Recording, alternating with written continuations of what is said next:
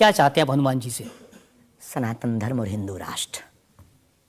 फिर भी मांग पूरी नहीं होगी। अगर हिंदू राष्ट्र आप कह देंगे कि बन गया तो हम अखंड भारत मांगेंगे।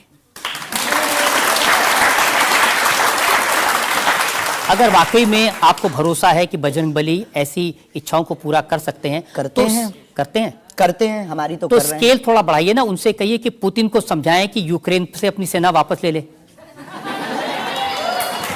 आइए, ये तो अंतर्राष्ट्रीय, क्योंकि उससे जो यूक्रेन क्रिश्चियन मुल्क है उनको पता चलेगा कि सनातन धर्म की शक्ति कितनी है। हम अपनी तरफ से प्रतिदिन विश्व में कल्याण हो, विश्व में शांति हो, ये अर्जी लगाते हैं।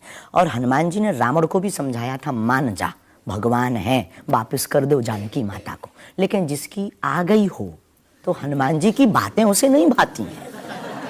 गुरु के नाते हमने भी प्रार्थना की। अब किसी की आ गई, हम जो बताने, हमारे पास लोग आते, महाराज जी हम मर ना जाएं। अब उसको क्या कहें कि जो बता रहा है उसे भी मरना है। हो गई तो हम तो पागलों जैसी बात करते मेरे पागल।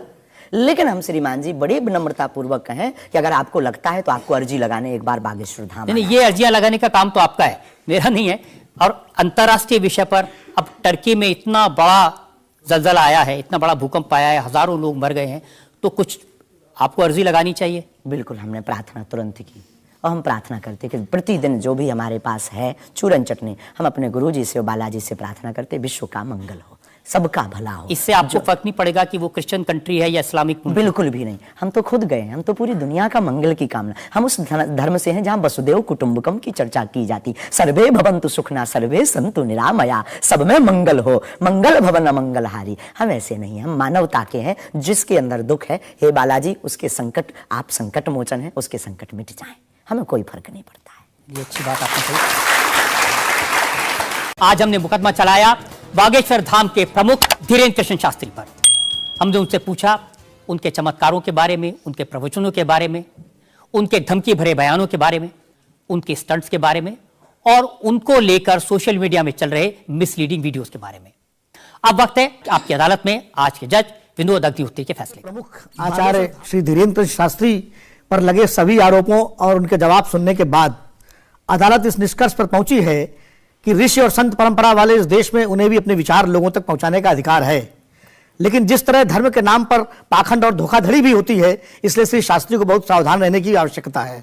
अदालत तमाम इल्जामों से श्री धीरेन्द्र शास्त्री को बाइज्जत बरी करते हुए निर्देश देती है कि बागेश्वर धाम बालाजी सरकार श्री हनुमान जी की कृपा से उन्हें यदि कोई सिद्धि उपयोग लोक कल्याण और समाज की नैतिक आध्यात्मिक उन्नति के लिए करे और देश समाज में प्रेम शांति सद्भाव का वातावरण बनाने में सहायक हों। शास्त्री युवा है, इसलिए उनमें जोश स्वाभाविक है, परंतु जोश के साथ साथ होश भी अत्यंत आवश्यक है। अदालत अपेक्षा करती है कि उनकी वाणी में संयम, करुणा और क्षमा से अभिभूत रहेगी।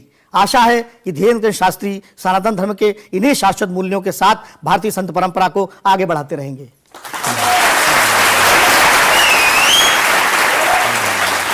इस विश्वास के साथ कि हमारे जज साहब ने जो हिदायत दी है धीरेन्द्र शास्त्री उसका पालन करेंगे, संभल कर रहेंगे और समाज में किसी भी तरह की भ्रांतियां न फैलें, इसका ध्यान रखेंगे। आपकी अदालत का आज का मुकदमा यहीं खत्म करते हैं। अगले सप्ताह आपसे मुलाकात होगी एक नई शख्सियत के साथ। तब तक के लिए नमस्कार।